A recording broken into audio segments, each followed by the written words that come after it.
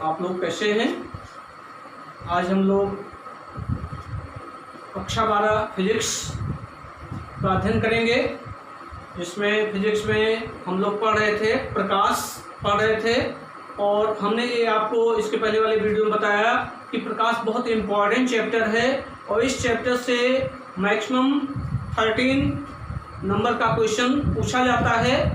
आप इसमें वही चीज़ें आपको इस वीडियो में या इसमें वही चीज़ें पढ़ाई जाएंगी जो आपके बोर्ड परीक्षाओं में पूछे जाएंगे या जो आपके सिलेबस में, क्योंकि कोरोना कोविड-19 की वजह से आपके सिलेबस में 30% की कमी कर दी गई है, तो हर चैप्टर से कुछ ना कुछ कम किया गया है।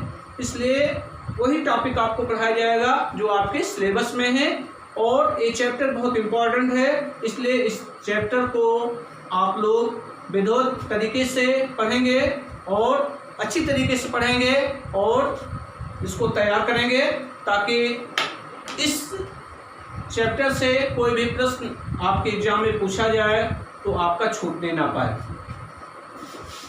देखिए, तो इसी क्रम में इसके पहले वाले वीडियो में हम पढ़े हैं अपवर्तन का नियम पढ़े हैं, प्रकाश की उत्क्रमणीयता पढ़े हैं। अब इसमें हम पढ़ेंगे क्रांतिक कोण, क्योंकि क्रांतिक कोण और पूर्णांतिक परावर्तन ये आपके सिलेबस में है, तो क्रांतिक कोण आपको पढ़ाया जा रहा है। क्रांतिक कोण क्या है, तो क्रांतिक कोण बताने से पहले हम थोड़ा रिपीट करा दे रहे हैं कि अपवर्तन क्या होता है।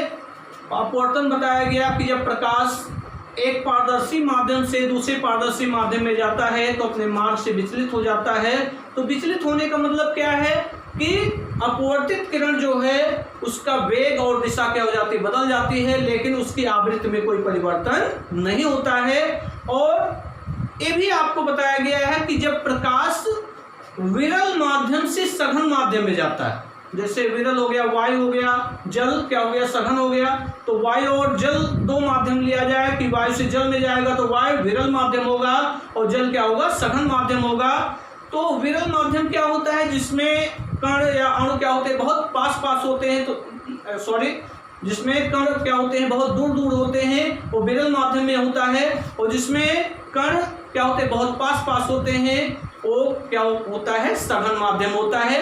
जैसे वायु विरल माध्यम है, जल क्या हो जाएगा सघन माध्यम हो जाएगा। अगर हम जल और कांच माध्यम ले रहे हैं तो जल क्या होगा विरल होगा उसके लिए और कांच क्या होगा सघन माध्यम होगा। ठीक है, तो जल की तुलना में कांच क्या हो जाएगा सघन माध्यम हो जाएगा और जल क्या होगा विरल माध्यम होगा। तो विरल माध्यम और सघन माध्यम, ठीक है। तो ये दो चीजें आपको ध्यान में रखना है कि जब प्रकाश की किरण विरल माध्यम से सघन माध्यम में प्रवेश करती है तो अभिलंब की ओर क्या हो जाती है झुक जाती है, अर्थात अभिलंब की ओर थोड़ा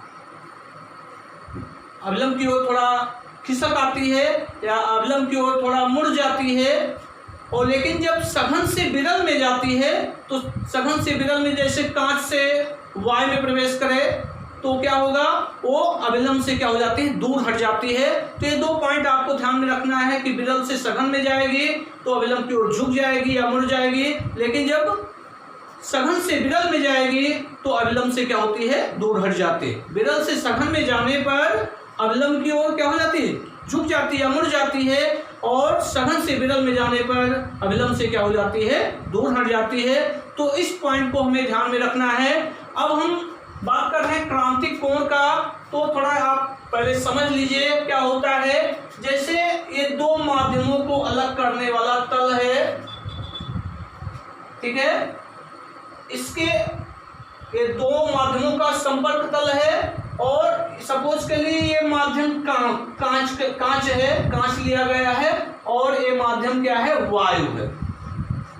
जैसे हम उदाहरण के तौर पे ले रहे हैं, सपोज कर लिए ये कांच है तो कांच ये सघन माध्यम हो गया, ठीक है, और इसके नीचे क्या है वायु है तो विरल माध्यम है। तो प्रकाश कांच से किसमें प्रवेश करेगा वायु में प्रवेश करेगा, तो कांच सघन माध्यम हो गया और वायु क्या हो गया विरल माध्यम हो गया। ठीक है, तो ये दो माध्यम है। तो प्रकाश किसमें से किसमें प्रवेश कर रहा है कांच से वायु में प्रवेश कर रहा है। तो सपोज करिए प्रकाश की किरण कांच में प्रवेश कर रही है, ये OA कोई आपतित प्रकाश की किरण है, तो इस बिंदु पर ये आपतित होगा तो ये होगा आपतन बिंदु, और आपतन बिंदु पर हमें एक लंब खींच देंगे तो क्या हो जाएगा, अभिलंब हो जाएगा। तो सपोज कर लिए यहाँ पर हम एक लंब खींच दे रहे हैं तो ये अभिलंब हो गया, ये अभिलंब हुआ।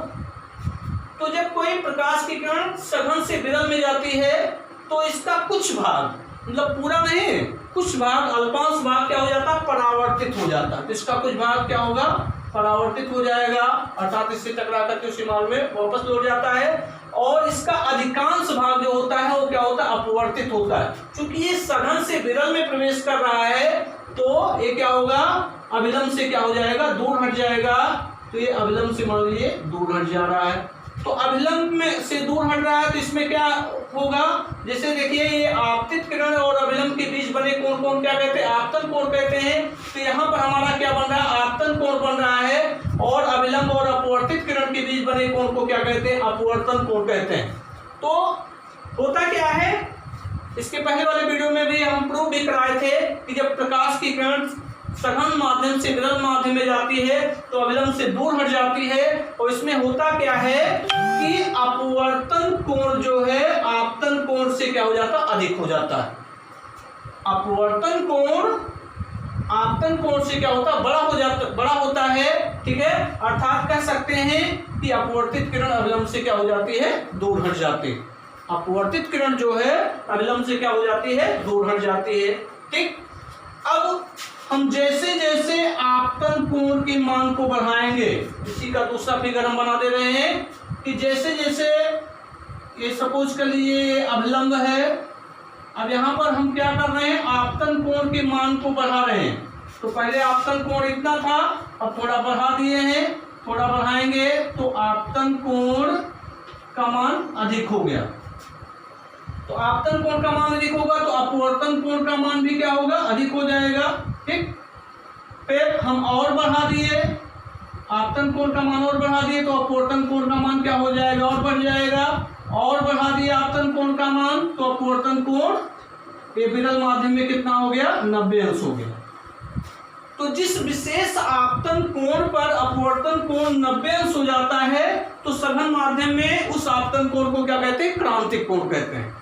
तो ये सघन माध्यम में आपतन कोण जो होगा, ये इस आपतन कोण पर ये अपवर्तन कोण कितना हो जा रहा है, 90 अंश हो जा रहा है, तो ये आपतन कोण क्या कहलाएगा, क्रांतिक कोण कहलाएगा।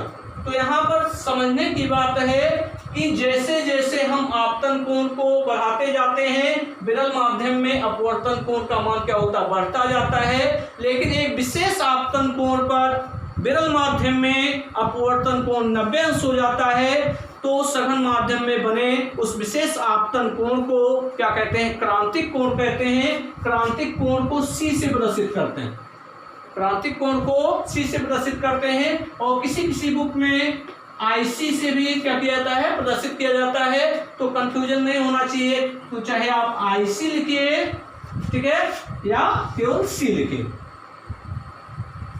तो C यहाँ पर क्या है, क्रांतिक कोण है, और IC भी क्या है, क्रांतिक कोण है। तो चाहे आप IC से डिनोट कीजिए, चाहे C से डिनोट कीजिए, ये इसके लिए आप फ्री हैं।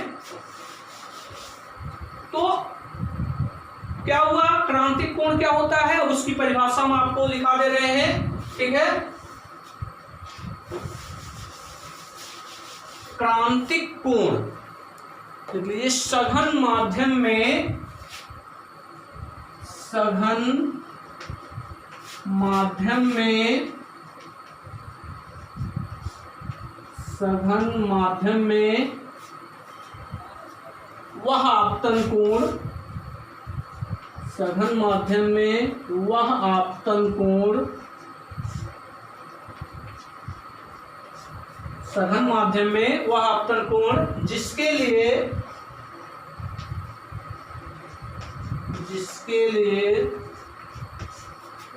विरल माध्यम में, जिसके लिए विरल माध्यम में अपवर्तन कोण, विरल माध्यम में अपवर्तन कोण 90 अंश हो जाता है, 90 अंश या 90 डिग्री हो जाता है। क्रांतिक कोण कहलाता है। क्रांतिक कोण कहलाता है। परिभाषा क्या होगा? सघन माध्यम में वह आपतन कोण जिसके लिए विरल माध्यम में अपवर्तन कोण कितना हो जाता है? 90 अंश हो जाता है। क्या कहलाता है? क्रांतिक कोण कहलाता है, क्रिटिकल एंगल कहलाता है। ठीक है। अब देखिए, इसे IC या C से प्रदर्शित करते हैं। IC या C से प्रदर्शित करते हैं। IC या C से प्रदर्शित करते हैं।